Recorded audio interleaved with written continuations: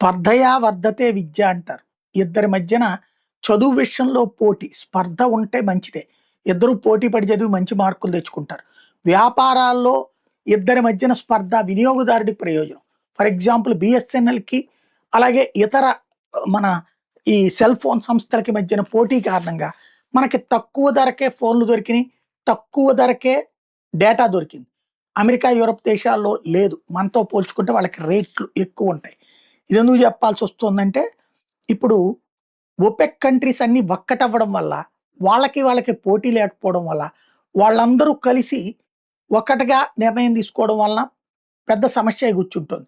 Oil సంక్షోభం వచ్చేటటువంటి create చేసి రేట్లు ఎక్కువ పెట్టి అమ్ముకోవడం అన్నట్టు. అదే తక్కువకు అమ్ముదామన్నా అమ్మనియట్లేదు మిగతా దేశాల్ని. ఎంత ఉత్పత్తి చేయాలో వాళ్ళే ప్రెషర్ చేస్తున్నారు. ఒపెక్ ప్లస్ అని చెప్పి మిగతా వాళ్ళని కూడా అందులో కలుపుకున్నారు.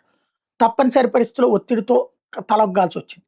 ఇప్పుడు దుబాయ్ బయటకు వచ్చేస్తుంది. యుఏఈ 1వ తారీఖుతో అని చెప్పేసింది, అయిపోయింది అది. నెక్స్ట్ వెనిజులా వచ్చేస్తానంటుంది. రష్యా ఆల్రెడీ ఒపెక్ ప్లస్‌లో ఉన్న తన సొంత నిర్ణయాలు తనే తీసుకుంటోంది. రాబోయేటటువంటి రోజుల్లో పెట్రోల్, డీజిల్ మీదన రిస్ట్రిక్షను పోతే ఏది ఉత్పత్తి మీదన అది తక్కువ రేటుకి వస్తుంది.